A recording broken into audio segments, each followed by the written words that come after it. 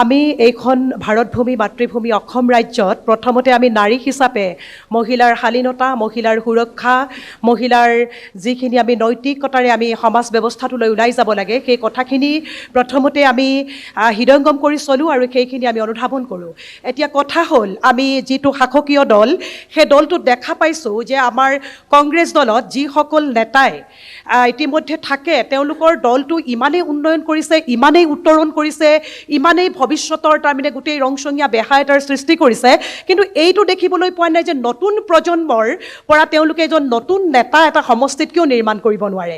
কংগ্ৰেছ দলৰ নেতাসকলক তেওঁলোকে কয় যে নাৰীক সন্মান কৰিব নাজানে, বোৱাৰীৰ শালীনতা হানি কৰে, তো তেনেকুৱা নেতাক তেওঁলোকে বৰমালা পিন্ধাই বিজেপিৰ কোনখন মুখেৰে তেওঁলোকে আকৌ নাৰী সুৰক্ষাৰ কথা কয়।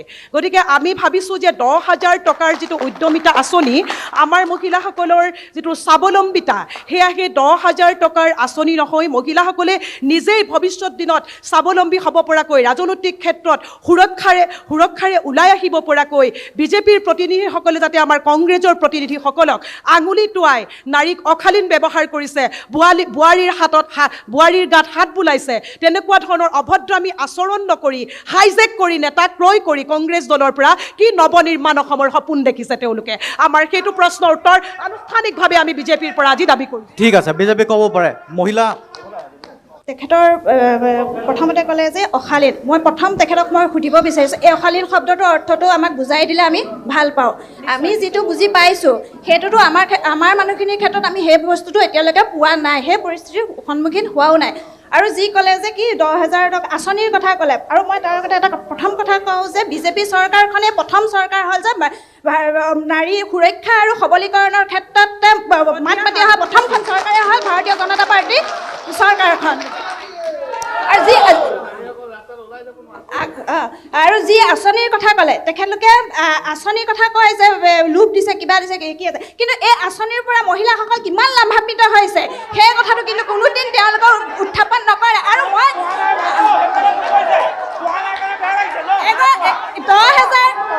10,000 টকাৰ জৰিয়তে এগৰাকী নাৰী কেনেকৈ স্বাৱলম্বী হ'ব পাৰিছে, সবলীকৰণ হ'ব পাৰিছে, নিজৰ ঘৰখন চলাব পাৰিছে, এটা ব্যৱসায় আৰম্ভ কৰিব পাৰিছে, সেইখিনি তেওঁলোকে কিন্তু নেদেখে।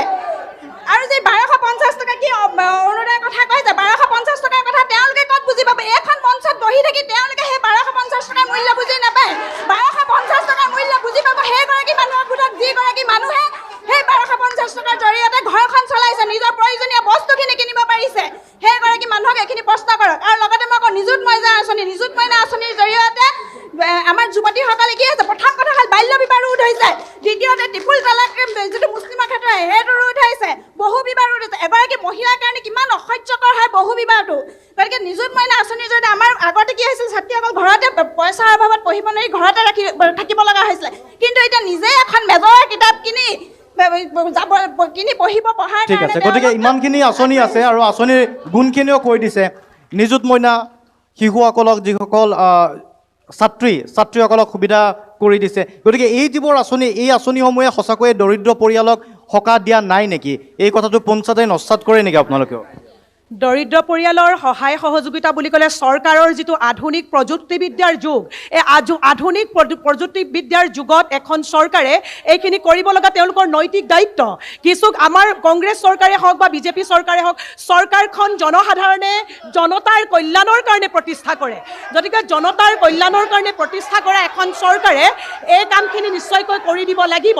এজন মানে দিয়াত আপত্তি নাই, দিব লাগে, ল'ব লাগে। হয়, যিসকল প্ৰাপ্য, যিসকল দৰিদ্ৰ পৰিয়ালৰ ছাত্ৰ ছাত্ৰীয়ে নিযুত মইনা পাব লাগে, অৰুণোদয় পাব লাগে, এই পাব লগা পৰিয়ালৰ বহু ব্যক্তি এতিয়াও কিন্তু এই পৰ্যাপ্ত পৰিমাণে পাই উঠা নাই। ঠিক আছে, কৈছে যে দিয়াত বেয়া হোৱা নাই, দিব লাগে, ল'ব লাগে, যোন প্ৰাপ্য তেওঁলোকে পাব লাগে। সেইফালে ঠিক আছে, আপোনালোকে উত্তৰ দিব, বিজেপিয়ে উত্তৰ দিব। আপুনি কি কৰে, কিবা কামত ব্যস্ত হৈ? বৰ্তমান মই এনেই কামত ব্যস্ত, গতিকে লৈ মই কংগ্ৰেছ কৰ্মী হিচাপে চিনাকিটো আপোনালোকক দিওঁ।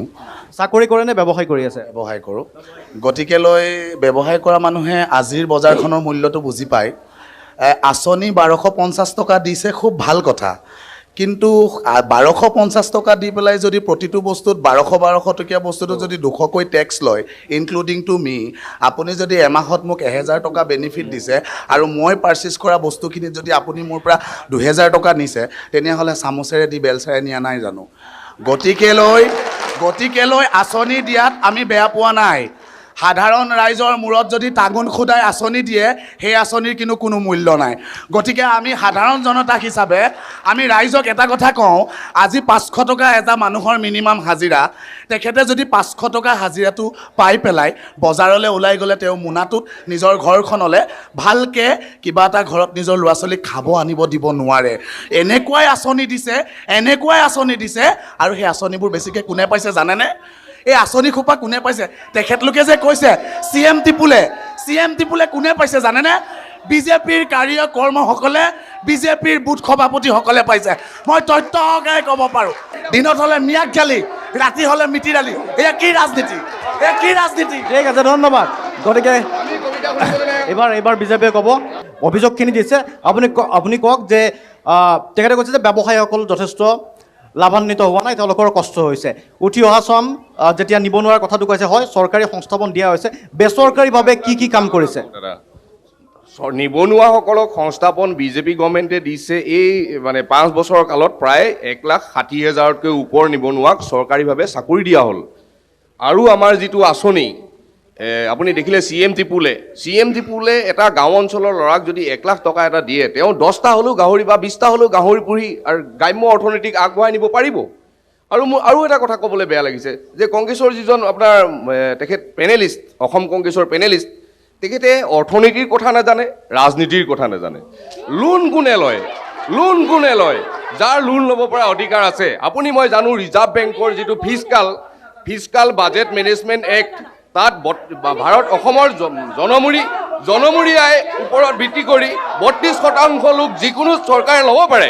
আৰু আটাইতকৈ বেছি লোন লোৱা ধৰুৱা ৰাজ্যখন হৈছে কৰ্ণাটক আৰু হিমাচল প্ৰদেশ, সেইখন কংগ্ৰেছ শাসিত। আৰু উন্নয়ন, মই আপোনাক মনত আছে, আপুনি নিশ্চয় ইয়াৰ আগত সংসদীয় নিৰ্বাচনৰ সময়ত আপুনি লখিমপুৰলৈ আহিছিলে। আজিও আপুনি লখিমপুৰলৈ আহিছে। আজি নিশ্চয় দিনটো আপুনি শুই থকা নাই, বিভিন্ন লখিমপুৰখন ঘূৰিছে। তো ইয়াতে যিটো উন্নতি, আমাৰ বিধায়কজনে 3,800 কোটি টকাৰ আন্তঃগাঁথনি লখিমপুৰত গঠন কৰিছে। লখিমপুৰত আন্তঃগাঁথনিৰ কাম চলি আছে।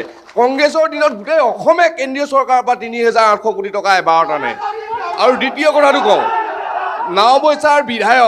নাওবৈচাৰ বিধায়কজন পলাতক, তেওঁ কংগ্ৰেছৰ বিধায়ক আছিলে, ভৰত চন্দ্ৰ নৰহ।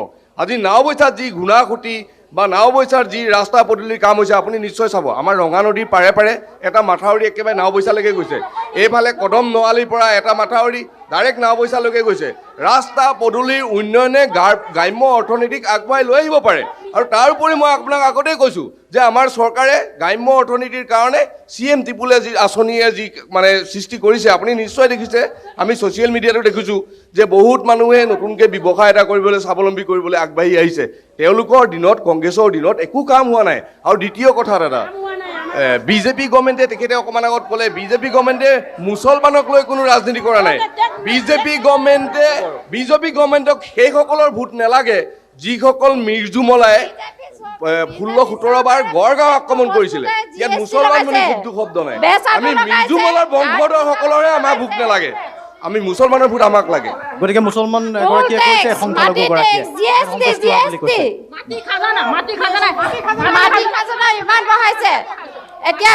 আন এগৰাকী যুৱকৰ ওচৰলৈকে আহিছোঁ।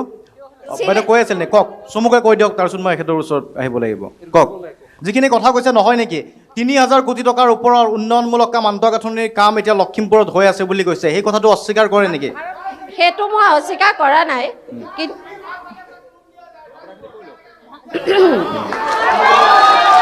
বিজেপি চৰকাৰে লোন লৈ উন্নতি কৰিছে, সেইটোত আমাৰ আপত্তি আছে। লোনৰ বোজা আমাৰ প্ৰতিজন নাগৰিকৰ মূৰত কিমান পৰি আছে। এটা সময়ত গৈ আমি ইমানে ধৰুৱা হ'মগৈ যে এটা সময়ত আমি গৈ শ্ৰীলংকাৰ নিচিনা হ'বলৈ আমি গৈ আছোগৈ। ঠিক আছে, মই এগৰাকী যুৱকৰ ওচৰলৈকে আহিব বিচাৰিছোঁ। যিহেতু লোনৰ কথাটো ওলাইছে, ইয়াতে নিৰ্বাচনী ইছ্যু হিচাপে বিৰোধীয়ে লোনৰ কথাটো কৈছে, স্পষ্টকৈ এই ধৰণৰ এটা অনুমান কৰিব পাৰে। তেখেতসকলে কৈছে যে উন্নয়নটো হৈছে, এই কথাটো স্বীকাৰ কৰিছে, কিন্তু লোন লৈ উন্নয়ন হৈছে। এতিয়া উঠি অহা যুৱকে এই যে লোনৰ পৰা কিবা ক্ষতি হ'ব পাৰে, যিধৰণে বিজেপিয়ে বিৰোধীয়ে কৈ আছে, তেনেকুৱা ধৰণৰ কথাত আপোনালোক পতিয়ন গৈছে? কেতিয়াবা চালি জাৰি চাইছে নে উন্নয়ন হৈ আছে, টকা ক'ৰ পৰা আহিছে আমাৰ মতলব নাই, তেনেকুৱা এটা ধাৰণাত আছে? নাই, আচল কথাটো হ'ল যাৰ চিভিল ভাল তাকে লোন দিয়ে, আৰু যাৰ কেপেবিলিটি আছে তাকহে মানুহে চিনি পায়, বা তেওঁলোকে কাম কাজ কৰাৰ তেওঁলোকৰ ওচৰত এটা হেৰি থাকে। গতিকে মই এজন মিচিং সন্তান হিচাপে নৈপৰীয়া অঞ্চলৰ ল'ৰা, সেই হিচাপে মই দুটামান কথা ক'ব আহিছোঁ। ইয়াতে মই কাৰো পক্ষপাতিত্ব বুলি নহয়, যিটো সন্মুখত দেখিছোঁ সেই কথাটোৱে ক'ম। স্বাধীনোত্তৰ কালৰ পৰা এই আমাৰ জনগোষ্ঠীটোক কেৱল ভোট বেংকৰ এই সূতা কম্বলৰ ৰাজনীতিয়ে এই ৰাণী ভৰত নৰনাইতে কৰি আহিছিলে। চ' এতিয়া আপুনি চাব, অপুনৰ অগোচৰ যে আমি মিচিং ৰাইজে দাবী কৰিছিলোঁ যে গুণাসুঁতিৰ দলং লাগে বুলি কোৱাৰ পিছত বৰ্তমানৰ মুখ্যমন্ত্ৰীগৰাকীয়ে আমাক প্ৰতিশ্ৰুতি মিচিং ৰাইজক দিছিল যে গুণাসুঁতিৰ যদি নিৰ্বাচনত যদি আমি জয়ী হওঁ, আমি গুণাসুঁতিৰ দলং, এটা আমি সন্মুখত দেখি আছোঁ। আমি এটা কথা স্পষ্টকৈ কৈছোঁ, মিচিং ৰাইজ উন্নয়নৰ পক্ষত। আমি কোনোবা দল বিদলৰ কথা ইয়াত ক'বলৈ অহা নাই। আমি কৈছোঁ যে আমি চেলেক ধূনাগুৰিৰ দলং, তাৰমানে এই যাতায়াত ব্যৱস্থাটো যিধৰণে ভাৰতীয় জনতা পাৰ্টী চৰকাৰখনে যিধৰণে মিচিং অঞ্চলক এই যোগসূত্ৰ ৰাখিব পৰাকৈ, বা এগৰাকী বেমাৰীয়ে লখিমপুৰ চিকিৎসা মহাবিদ্যালয়লৈ আহিবৰ কাৰণে যিটো সুযোগ সুবিধা দিছে, এইবিলাকৰ লগে লগে লখিমপুৰ সামগ্ৰিকভাৱে বহু পৰ্যায়লৈকে, আন্তঃৰাষ্ট্ৰীয় পৰ্যায়লৈকে এনেকুৱা উন্নয়নমূলক কাম কাজ ইয়াতে কৰিছে। তাকে নতুনকৈ উন্নয়ন হৈছে, যথেষ্ট উন্নয়ন হৈছে। আৰু এটা কথা, আমি মিচিং ৰাইজে মিচিং ভাষা শিক্ষাৰ মাধ্যম হিচাপে পাইছোঁ। মিচিং কণ যুৱক যুৱতীসকলে, কণ ছাত্ৰ ছাত্ৰীয়ে মিচিং মাতৃভাষাটো, নিজৰ মাতৃভাষাটো পঢ়িবৰ কাৰণে স্বাধীনোত্তৰ কালৰ পৰা TMPকে দাবী কৰি আহিছিল, কিন্তু বিজেপি চৰকাৰখন অহাৰ পিছত শিক্ষাৰ মাধ্যম হিচাপে ডক্টৰ ৰণোজ পেগু ডাঙৰীয়াই শিক্ষামন্ত্ৰী হোৱাৰ পিছত তেওঁ কৰিছে। গতিকে শুনক, কংগ্ৰেছ এই মিচিং বাইদেউ এগৰাকীয়ে ক'ব বিচাৰিছে, উত্তৰটো দিওঁ। বাইদেউক ক'ব, বাইদেউক মই এটা উত্তৰ দিব বিচাৰিছোঁ। শুনক, উত্তৰ দিয়াৰ প্ৰয়োজন আছে। মই উত্তৰ দি আছোঁ। আপুনি মিচিং জনগোষ্ঠীক প্ৰতিনিধিত্ব কৰে নেকি? উত্তৰটো দি লওঁ। বাইদেউ শুনি লওঁ। হ'ব, এতিয়া উত্তৰটো দিব দিয়ক।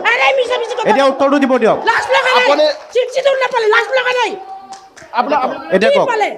মই কৈ আছোঁ, স্বাধীনোত্তৰ কালৰ পৰা কংগ্ৰেছে আজিলৈকে অসম চৰকাৰৰ উদ্যোগত, কংগ্ৰেছ চৰকাৰখনে আজিলৈকে অসম চৰকাৰৰ উদ্যোগক ত্ৰিপাক্ষিক বৈঠক আমাৰ লগত কেৱল ভোট বেংকৰ ৰাজনীতিয়ে কৰিলে।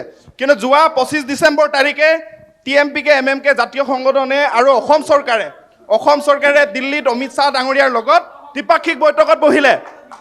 অমিত শ্বাহজী ডাঙৰীয়া মিচিং যুৱ মহোৎসৱলৈ আহিলে। মিচিং জনগোষ্ঠীটোক সাংবিধানিক মৰ্যাদা দিবৰ কাৰণে ইণ্টাৰলোকিউটৰ এপইণ্ট কৰিছে।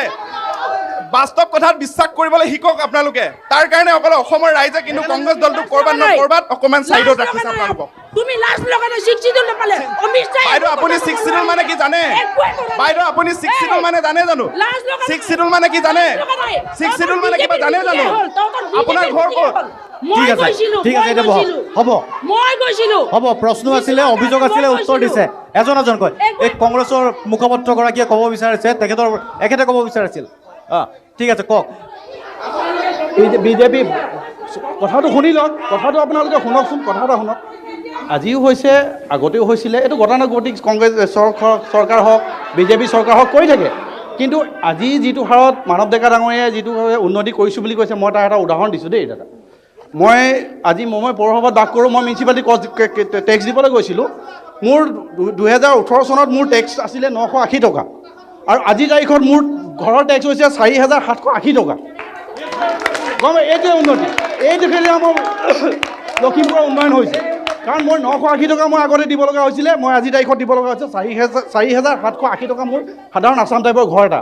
আৰু মেডিকেল কলেজৰ কথা কৈছে, মেডিকেল কলেজৰ পৰা ৰোগীয়ে চিকিৎসা নাপাই আত্মহত্যা কৰিছে, সেইটো কিন্তু আপোনালোকৰ মিডিয়াত প্ৰকাশ হৈছে। সৰু এটা বেমাৰৰ কাৰণে আমি লখিমপুৰ, ডিব্ৰুগড় নাইবা গুৱাহাটী আমি ৰেফাৰ কৰিব লগা হৈছে। আৰু এতিয়া উন্নয়নৰ যিটো কি কয় কথাবোৰ কৈছে, প্ৰজেক্ট আমাৰ সন্মুখতে ভূপেন হাজৰিকাদেৱৰ মূৰ্তি এটা বনাইছে, তাৰ প্ৰজেক্ট কষ্ট বুলি আমি শুনিছোঁ 40 লাখ টকা। প্ৰত্যেক কামতে যদি 10 লাখ টকীয়া কামটো হয়, তাত আপোনাৰ 20 লাখ টকা ধৰা হৈছে।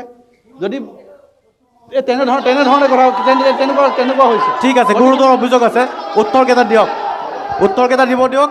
যে টেক্স যথেষ্ট বাঢ়িছে আৰু এটা অলপ দুৰ্নীতিৰ অভিযোগ এটা উত্থাপন কৰিছে।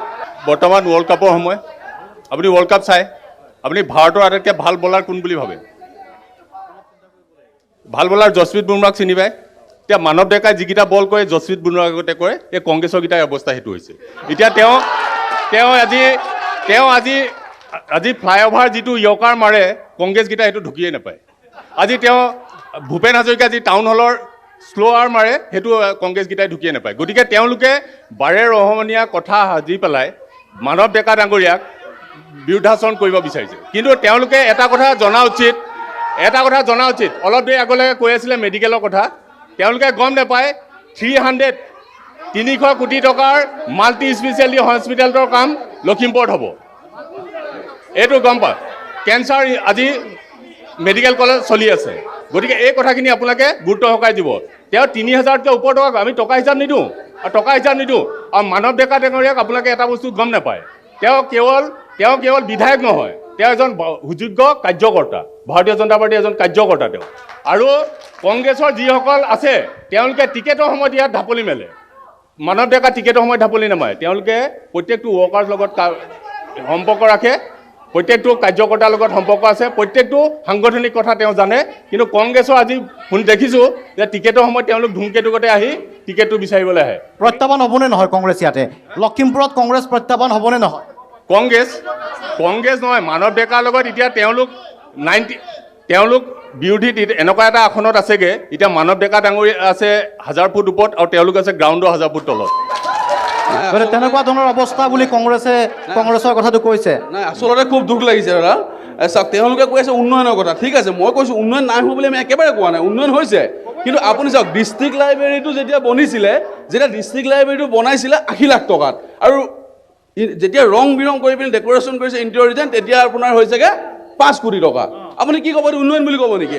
আজি তেওঁলোকে পঢ়া স্কুলখন কংগ্ৰেছে কৰা, তেওঁলোকে পঢ়া কলেজখন কংগ্ৰেছে কৰা, তেওঁলোকে জন্ম হোৱা মেডিকেলখন কংগ্ৰেছৰ দিনত হোৱা, তেওঁলোকে কিয় উন্নয়নটো দেখা নাই কংগ্ৰেছৰ? সামগ্ৰিকভাৱে উন্নয়ন কৰিবই লাগিব। দাদা শান্তন, আৰু এটা কথা ক'ব আছে দাদা, আৰু চাওক, তেওঁলোকৰ দলটো এনেকুৱা দল, জ্বলাও চানা খাব, লগত জ্বলাও দিব, পুহিছে বুলি চিঞৰিব, কিন্তু টেষ্ট ল'বলৈ নেৰে।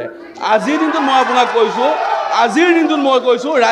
ৰাজ্যসভাৰ নিৰ্বাচন হৈছে, তেওঁলোকে AYDFৰ ভোট লৈ পেলাই ৰাজ্যসভাৰ নিৰ্বাচনৰ অৱতীৰ্ণ পাৰ কৰিছে। কিমান অচিনাকি মানুহৰ ভোট লৈ এইবিলাক কথা। এওঁলোকৰ মাৰ্কেটিংটো খুব ভাল, কিন্তু পেকেটিংটো নহয়। তেওঁলোকে অলপ আগত ক'লে লৈছে, তেওঁলোকে অলপ আগত ক'লে কোনখন পেন কাৰ্ডৰ কোনখন কাৰ্যকৰ্তা ভাৰতীয় জনতা পাৰ্টীৰ কাৰণে আহিবলৈ কিয় ঢাপলি মেলি যদি ইমান এটা বেয়া এটা দল? আমি বেয়া বুলি কোৱা নাই, দলে আমাৰ কংগ্ৰেছৰ মানুহবিলাক নিহে তেওঁলোকে দলটো চলাই আছে। 27 জন নিছে, প্ৰতিজন কাৰ্যকৰ্তাই আমাৰ কয় পৰিয়ালৰ ৰাজনীতিৰ কথা,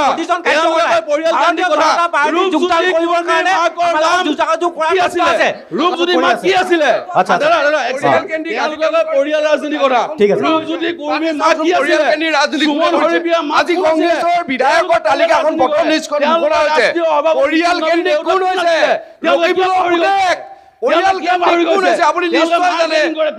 তানজিল হুছেইন, আজি আপুনি পৱন সিং ঘাটোৱা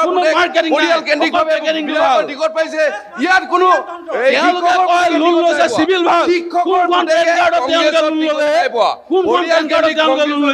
ঠিক আছে, কংগ্ৰেছ দলটোত এতিয়া কেৱল মাত্ৰ পৰিয়ালবাদ চলি আছে। কংগ্ৰেছ দলটোৱে বিজেপিতো পৰিয়ালবাদ আছে। কংগ্ৰেছ দলটো কেন্দ্ৰৰ পৰা কালি যি পেনেল দিছে, পেনেলৰ 10 জনে পৰিয়ালৰ হয়। দেউতাক যদি বিধায়ক হয় তেতিয়াহ'লে পুতেকে টিকেট পাব, দেউতাক যদি মন্ত্ৰী থাকে তেতিয়াহ'লে পুতেকে টিকেট পাব।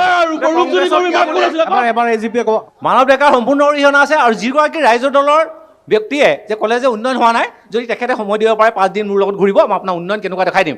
আৰু আপোনালৈ প্ৰশ্ন কৰিম, আপোনাৰ যিজন ৰাজ্যিক সভাপতি অখিল গগৈ ডাঙৰীয়া এইবাৰ ক'ত নিৰ্বাচনত অৱতীৰ্ণ হ'ব? আমি শুনিবই পাইছিলোঁ যে শিৱসাগৰত তেওঁৰ ভয়ত এতিয়া মানকচাৰত খেলিব ওলাইছে, হয় নেকি? দাদা উত্তৰটো দিব। আজি মই এটা কথা ক'ব বিচাৰিছোঁ, উন্নয়নৰ কথা কৈছে নহয় তেওঁ, ৰ'ব, উন্নয়নটো ইমানেই উন্নয়ন হ'ল, আজি অসমৰ পৰা আমাৰ এটা সত্তা হেৰাই গ'ল, জুবিন দা হেৰাই গ'ল। এই উন্নয়নৰ মাজত কোনে আনি দিব? কোনে আনি দিব? এক ছেকেণ্ড ক'ব দিয়ক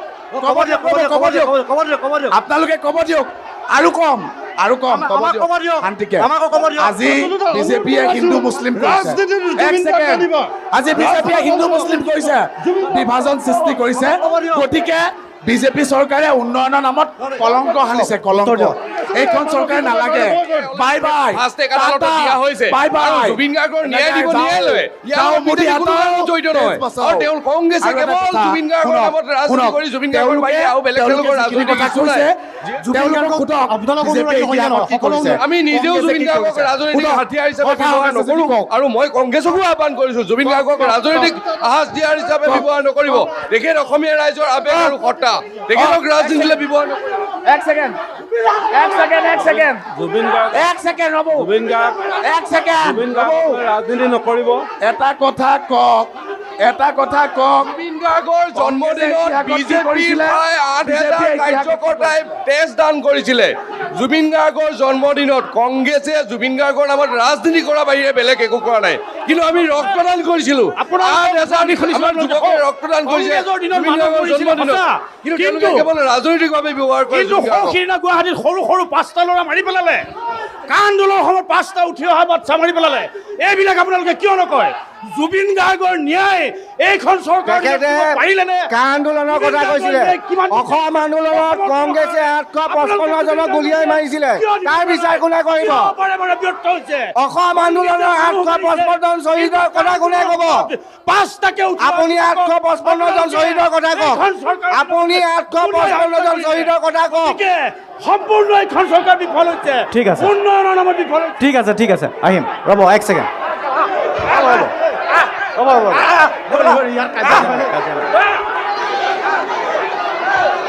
এইটো আপোনাৰ আপোনালোকে কিয় কৰিব বিচাৰিছে?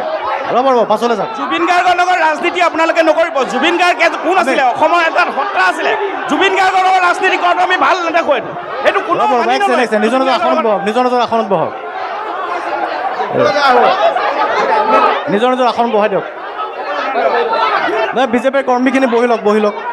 জুবিন গাৰ্গৰ লগত এক নম্বৰ সকলোৱে কথাটো শুনি লওক। জুবিন গাৰ্গৰ লগত কোনো ৰাজনীতি নকৰিব।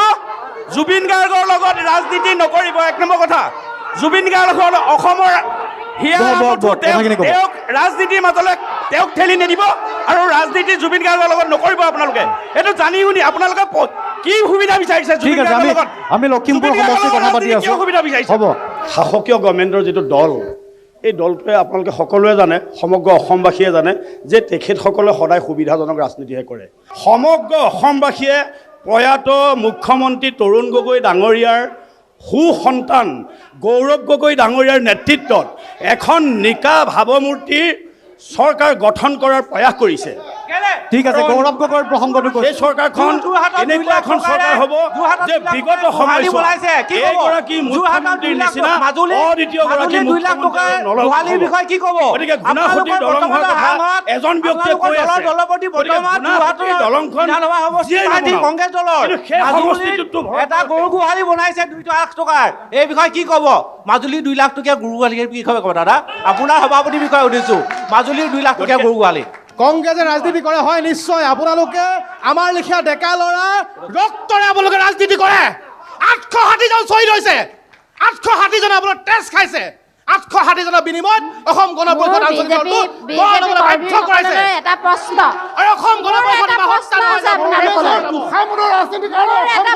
আছে আপোনালোকলৈ। আমাৰ বিজেপি চৰকাৰখনে আমাৰ খিলঞ্জীয়া মানুহখিনিৰ সুৰক্ষাৰ কাৰণে কি কৰি আছে আৰু আমাৰ ভাষাটোৰ কাৰণে কি কৰি আছে? শুবা নাপায় বাইদেউ, খিলঞ্জীয়া সুৰক্ষাৰ কথা শুবা নাপায়। আপোনালোকে খিলঞ্জীয়া ভূমি যেতিয়া বেদখলকাৰী অবৈধ বাংলাদেশী মিয়াই দখল কৰিছিলে, সেই উচ্ছেদ কৰাৰ সময়ত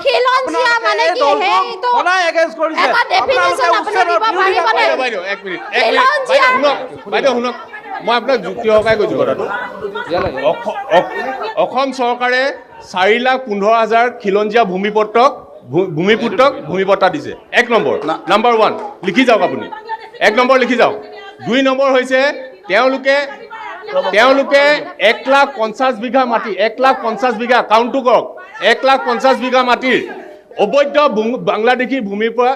বাংলাদেশীৰ পৰা হস্তগত কৰি আমাৰ খিলঞ্জীয়া ভূমিপত্ৰক দান কৰিছে আপোনাকো আছে তাত আপোনাকো আছে তাত কেৱল বিজেপি আদানীক কিমান মাটি দিলে বিজেপি নাই আদানীক এনে কিমান মাটি দিয়া হৈছে বৰ্তমান আদানী সৰু কথা এটা কওঁ আপুনি মোক উত্তৰটো দিব নেকি মই আপোনাক সৰুকে এটা কথা কওঁ আপুনি উত্তৰটো দিব নেকি আপোনালোকে মই এটা অসমৰ ৰাইজক আপোনালোকৰ সংবাদ মাধ্যমৰ জৰিয়তে কৈছোঁ এই সোণাপুৰত এটা অসমীয়া ল'ৰাই বেংকৰ পৰা লোন লৈ পেলাই আপোনাৰ জুবিন গাৰ্গ আমাৰ জাতীয় সত্তা জুবিন গাৰ্গ আমাৰ ব্যৱসায় জড়িত হৈ আছিল এই মাটিখিনি উচ্ছেদ কৰি অশোক সিংগালক দিলে অশোক সিংগাল কি অসমীয়া নেকি এই ল'ৰাটো কি অনা অসমীয়া হিমন্ত বিশ্ব শৰ্মা ডাঙৰীয়াই জুবিন গাৰ্গৰ কাৰণে যিখিনি কষ্ট কৰি আজিলৈকে কিন্তু অসম চৰকাৰে স্বীকৃতি নিদিলে স্বীকৃতি দিছে তেওঁক এছটি বুলি কৈ প্ৰতাৰণা কৰিলে গতিকে আপোনালোকে জুবিন গাৰ্গক আপুনি মোক এটা কথা কওক জুবিন গাৰ্গক কংগ্ৰেছে ইতিহাসত কি কৰিছিলে জুবিন গাৰ্গক বিজেপিয়ে কি কৰিছিলে কওক কওক জুবিন গাৰ্গৰ লগত মতামত দুৰ্ভাগ্যৰ বিষয় আপোনালোকে টাটা ছেমি কণ্ডাক্টৰৰ বিৰুদ্ধে কৰিছে য'ত নেকি অসমৰ শিক্ষিত নিবনুৱা যুৱক যুৱতীক সংস্থাপন দিব গৈ আছে এক কথাত ক'বলৈ গ'লে বহুত কাম হৈছে যিহেতু আগতে মই পূব চানমাৰীৰ বাসিন্দা আমাৰ তাত এটা ডাম্পিং গ্ৰাউণ্ড আছিলে সেই ডাম্পিং গ্ৰাউণ্ডটো আমাৰ বিজেপিৰ বিধায়ক মানৱ ডেকা ডাঙৰীয়াই সেইটো আঁতৰাই নি বেলেগ জেগাত থৈছে বা তাত ৰিচাইকেলৰ ব্যৱস্থা কৰিছে লগতে আমাৰ যিটো ৰাস্তা সেই ৰাস্তাটোতে মই অহা যোৱা কৰিব পৰা নাছিলোঁ আৰু ডাম্পিং গ্ৰাউণ্ডটোৰ এনেকুৱা দুৰ্গন্ধময় অৱস্থা আছিল যে মানুহৰ জনজীৱনত জীয়াই থকাটোৱে কঠিন হৈ পৰিছিল অহা যোৱাটো দূৰৰ কথা এতিয়া যি ঠাইত থৈছে তাত দুৰ্গন্ধ নাই নেকি এতিয়া দুৰ্গন্ধ নাই তাত কি কৰিছে খান্দি ডাম্পিং গ্ৰাউণ্ডৰ যিমান জাবৰ জোঁথৰ আছিলে গোটেইখিনি নি বেলেগ জেগালৈ শ্বিফ্ট কৰিছে আৰু তাত ৰিচাইকেলৰ ব্যৱস্থা কৰিছে লগতে সেইখিনিত নাৰ্চাৰী বনাবৰ কাৰণে হাইটেক এটা মানে পাৰ্ক বনাবৰ কাৰণে তেওঁলোকে ব্যৱস্থা কৰি আছে তাত আগলৈ গৈ ছিনিয়ৰ চিটিজেনে হওক ল'ৰা ছোৱালী হওক খোজকাঢ়া ৰাতিপুৱা ব্যৱস্থা কৰিছে চাৰিওফালে মাতি পেলাই ইমান সুন্দৰ কৰিছে যে তাত দুৰ্গন্ধ দূৰৰ কথা এতিয়া তাত দেখিয়ে ভাল লাগি ইয়াত কি হ'ব কি ফুলিব এতিয়া শুনি আছোঁ যে জাপানীজ টেকনিকেৰে তাত এবছৰত যিমান ডাঙৰ হ'ব গছ পুলি হয়তো সাধাৰণভাৱে 10 বছৰতো নহ'ব যে তেনেকুৱা এটা সপোন যিটো বাস্তৱ হ'বলৈ গৈ আছে দ্বিতীয় কথা যে লখিমপুৰৰ যিটো ৰাস্তা ঘাট আপোনাৰ ড্ৰেইনেজ ছিষ্টেম আগতে লখিমপুৰ টাউনত এজাক বৰষুণ হ'লে পানী জমা হয় একাঠো পানী হয় আমাৰ পূব চানমাৰী এলেকাততো গলিত সোমাবই নোৱাৰে মাইকী মানুহ আঁঠুৰ ওপৰলৈকে কাপোৰ গুচাই লৈ খোজকাঢ়ি যায় গলিয়েদি এতিয়া গৈছা গোটেই পকা লাইটৰ ব্যৱস্থা নাই আছিলে ইলেক্ট্ৰিফিকেশ্যন হৈছে তাত দিছে অৰুণোদয় আঁচনিৰে আজি মই মাইনৰিটি ল'ৰা হিচাপে কৈছোঁ প্ৰত্যেককে দিছে 80% মানুহেই পাইছে আপুনি মাইনৰিটিক প্ৰতিনিধিত্ব কৰে প্ৰতিনিধি মই চুকুৰালী মই ৰিটায়াৰ্ড পাৰ্চন কিন্তু তাত দেখিছোঁ যে মাইনৰিটিৰ মানুহখিনিক তেওঁলোকে অৰুণোদয় আঁচনি দিছে ব্যক্তিগত চিকিৎসাৰ ব্যৱস্থা কৰি দিছে কি লাখটকীয়া কিবা আঁচনি এটা আছে আত্মসহায়ক গোটত তেওঁলোককো পইচা দিছে আঁচনি মোৰ মাইনৰিটিয়ে পাইছে নে পোৱা নাই নে অকল আপুনিয়ে পাইছে নহয় মইতো পাবলৈ কথাই নাহে মোৰ সামগ্ৰিক যিটো চাৰিওফালে উন্নয়ন সেইটো দেখিয়ে মই আনন্দিত হৈছোঁ চৰকাৰখনে মাইনৰিটিৰ বিৰুদ্ধে কাম কৰে বুলি এটা অভিযোগ আছে উচ্ছেদ চলাইছে অত্যাচাৰ চলাইছে মুছলমান লোকসকলক এছাৰৰ নামত অত্যাচাৰ চলাইছে এই কথাটো আপুনি বিশ্বাস কৰে নে ভুল প্ৰচাৰ চলোৱা হৈছে মোৰ মতেদি এই প্ৰচেছটো বিজেপি চৰকাৰ বাধ্য হৈ কৰিছে কেনেকৈ বাধ্য এইটো কাৰণে কৰিছে যিহেতু তেওঁলোকে দখল কৰি থকা মাটিবিলাকৰ তেওঁলোকৰ নিজৰ কাগজ পত্ৰ নাই গতিকে সেইখিনি যদি কাগজ পত্ৰ বনাবলৈ উচ্ছেদ কৰিয়ে ঠিক কৰিব লাগিব এনেই কৰিব পাৰিব নেকি গতিকে উচ্ছেদ মানে অত্যাচাৰ হোৱা নাই অত্যাচাৰ মানে কি উচ্ছেদ কৰিলেতো অত্যাচাৰৰ নিচিনাই ধৰিব সেইটো মানুহেতো মানি ল'ব কিন্তু অত্যাচাৰ হোৱাৰ আঁৰত কি আছে সেইখিনি কথা যদি ফহিয়াই চোৱা যায় তেতিয়াহ'লে সেইটোৱে হৈছে আগৰ ৰাজনৈতিক দলে বা চৰকাৰে যদি সেইখিনি কাম কৰিলে হয় মানুহে কথা এটা কয় ইম্প্ৰুভিং of living style of people ঠিক আছে একচুৱেলি চাবলৈ গ'লে লখিমপুৰত যোৱা বিগত 4 বছৰ 10 মাহ কালত যিমান ধৰণৰ উন্নয়ন হ'ল সকলো স্তৰতে আপুনি ৰোড এণ্ড কমিউনিকেশ্যন চাওক ইনফ্ৰাষ্ট্ৰাকচাৰ চাওক হস্পিটেলিটি চাওক প্ৰত্যেক ক্ষেত্ৰতে ভাৰত স্বাধীন হোৱাৰ পিছত প্ৰথমবাৰৰ কাৰণে লখিমপুৰৰ ৰাইজে অনুভৱ কৰিছে ইয়াত শাসক বিৰোধী বুলি কোনো কথা নাই সকলোৱে একান্তৰ অনুভৱ কৰিব যে লখিমপুৰত উন্নয়ন হৈছে লখিমপুৰত আজিৰ তাৰিখত এটা উন্নত মানদণ্ডৰ আন্তঃৰাষ্ট্ৰীয় পৰ্যায়ৰ কনভেনশ্যন চেণ্টাৰ আছে এটা আন্তঃৰাষ্ট্ৰীয় মানদণ্ডৰ টাউন হল পাইছে আৰু তেখেতে কোৱা কথাটো আঁত ধৰিয়ে মই কওঁ লখিমপুৰৰ নগৰৰ নিলগতে 22,000 মেট্ৰিক টনৰ এখন জাবৰৰ বৃহৎ পাহাৰ আছিল যিবোৰ আমি দিল্লী মুম্বাই ছাইডে দেখা পাওঁ সেই পাহাৰবোৰ কোনোদিন নিষ্কাশন হোৱা নাছিল। তেওঁৰ জাপানীজ টেকন'লজিৰ এখন আৰ্বান ফৰেষ্ট তাত প্ৰতিষ্ঠা হ'বলৈ গৈ আছে। তাৰ পিছৰ পৰ্যায়তে হ'ল লখিমপুৰ পৌৰসভাই স্বাধীন ভাৰতৰ পিছৰ পৰ্যায়ত লখিমপুৰ পৌৰসভাই ৰাষ্ট্ৰীয় পৰ্যায়ত চফা টাউন হিচাপে স্বীকৃতি পাবলৈ সক্ষম হ'ল এইজন বিধায়কৰ কাৰ্যকালতে। গতিকে আমাৰ বিশেষ একো ল'বলগীয়াও নাই, পাবলগীয়াও নাই। আমি ঠিকাদাৰো নহয়। আমাক লাগে আমাৰ সমষ্টিটো, আমাৰ নগৰখন, আমাৰ লখিমপুৰৰ গোটেই আন্তঃগাঁথনি উন্নয়ন হওক, তাকে আমি কামনা কৰোঁ। ঠিক আছে, ধন্যবাদ। গতিকে বিজেপিৰ ওচৰলৈকে আহিম, এবাৰ কংগ্ৰেছৰ ওচৰলৈকে আহিব বিচাৰিছোঁ। আমি অৰাজনৈতিক সংগঠনৰ কিছু প্ৰতিনিধিৰ সৈতে কথা পাতিছিলোঁ, কৈছে যে মানৱ ডেকাই যথেষ্ট কাম কৰিছে, ইমানেই কাম কৰিছে যে বিৰোধীয়ে এতিয়া নিৰ্বাচনত অৱতীৰ্ণ হয়তো নহ'লেও হ'বনে, কি কয়? নাই, আচল কথাটো হৈছে কামটো কৰিবই লাগিব। চাওক, ভাৰত স্বাধীন হোৱা কালৰ পৰা গতানুগতিকভাৱে কংগ্ৰেছেও কাম কৰি গৈ আছিলে, আৰু তাৰ বিনিময়ত আপুনি ধাৰটো চাওক, 1,77,000 কোটি টকা আজি তাৰিখত ধাৰ হৈছে। আপুনি ইলেকশ্যনলৈকে দেখিব 2 লাখ কোটি টকা ধাৰ হ'ব। কিন্তু কংগ্ৰেছৰ দিনত কি আছিলে, আপুনি 1 চনৰ পৰা যদি মই 16 চনলৈকে কওঁ, মাত্ৰ 10,000 কোটি টকাৰ ধাৰ আছিলে। 10,000 কোটি টকা ধাৰ হোৱাৰ পিছতে যেতিয়া হিমন্ত বিশ্ব শৰ্মাৰ চৰকাৰ আহিছে, তেতিয়া তেওঁ সৰ্বানন্দ সোণোৱাল মুখ্যমন্ত্ৰী হৈছিলে। সেইটো সময়ত খুব ডিঙি শিৰ ফুলাই গ'লে, একদম অসমখন কংগ্ৰেছে ডুবাই গৈছে, 10,000 কোটি টকা ধাৰ কৰি গৈছে। কিন্তু আপুনি যদি দেখিব যায়, এই 10 বছৰত 1,10,000 পৰা গৈ 1,77,000 কোটি টকা হৈছে, কিন্তু নিৰ্বাচনলৈকে 2 লাখ কোটি টকা ধাৰ হ'বগৈ। তাৰ পৰিপ্ৰেক্ষিতত আপুনি কি ক'ব? আপুনি মাটি বিকি গাড়ী কিনাটো আমি বিশ্বাস নকৰোঁ, বা ধাৰ কৰি ঘিউ খোৱাটো আমি বিশ্বাস নকৰোঁ। গতানুগতিকভাৱে যিখিনি কাম হ'ব লাগে, বিগত দিনত যিমানখিনি বিধায়ক হৈ গৈছে, মন্ত্ৰী হৈ গৈছে, সকলোৱে কাম কৰি গৈ আছিলে। কিন্তু এতিয়া যিমানটো ধাৰ আৰু কাম কৰিবই লাগিব দাদা। গতিকে মানৱ ডেকাই বিশেষ একো কৰা নাই তেতিয়াহ'লে? কামটো কৰিব লাগিব, কামটো কৰিছে। আপোনাক মই বুজাই দিলোঁ, 1,77,000 কোটি টকা যেতিয়া ধাৰ হৈছে, 1,77,000 কোটি টকা যে ধাৰ হৈছে, কামটো কৰিবই লাগিব। আপুনি ধাৰ কৰিলে আপুনি বহুত কিবা কিবি কৰিব পাৰে। আপুনি ধাৰটো কাৰ মূৰত হৈ আছে? আজিৰ জন্ম হোৱা বাচ্ছাটো মোৰ 50,000 টকা ধাৰ। আপুনি কওক, বিজেপিয়ে ক'ব পাৰে ধাৰ লৈ কওক, ধাৰ লৈ উন্নয়ন কৰি আছে। বিশেষকৈ এখন ৰাজ্য বা এখন জিলা উন্নয়ন হ'বলৈ হ'লে প্ৰথমে তাত লাগিব আমাৰ ক্ৰীড়া, শিক্ষা, স্বাস্থ্য, এই ক্ষেত্ৰখিনি আমাৰ অত্যন্ত প্ৰয়োজন। আপোনালোকে এতিয়া মন কৰিব, লখিমপুৰৰ শিক্ষাৰ ক্ষেত্ৰত 2খনকৈ ইউনিভাৰ্চিটি হ'ল। পূৰ্বে এনেধৰণৰ শিক্ষা অনুষ্ঠান গঠন হোৱা নাছিল। আপুনি চাব, এইখন নৰ্থ লখিমপুৰ কলেজ ইউনিভাৰ্চিটিলৈ পৰিণত হ'ল, মাধৱদেৱ ইউনিভাৰ্চিটিলৈ পৰিৱেশন হ'ল, নৰ্থ লখিমপুৰ গাৰ্লছ কলেজ স্বায়ত্ত শাসনলৈ পৰিৱৰ্তন হ'ল। আৰু ইয়াৰ পূৰ্বে দেখিব, কংগ্ৰেছৰ দিনত যিবোৰ অংগনবাদী কেন্দ্ৰ, শিশুসকলৰ পাঠ্যক্ৰম হয়, সেই শিশুসকলৰ তাত তেওঁলোকৰ পানী পৰাৰ এক দৃশ্য। দ্বিতীয়তে আপুনি যদি চাই পথসমূহ, লখিমপুৰৰ বাট পথ, আপুনি এই নৰ্থ লখিমপুৰ কলেজলৈ অহা পথবোৰ কিন্তু এটা সময়ত ভঙা চিঙা আছিল। এই পথসমূহ আপুনি চাব লাহে লাহে মসৃণ হৈ গ'ল। স্বাস্থ্যৰ ক্ষেত্ৰত চাব, লখিমপুৰ মেডিকেল কলেজে এক সুকীয়া স্থান দখল কৰিছে।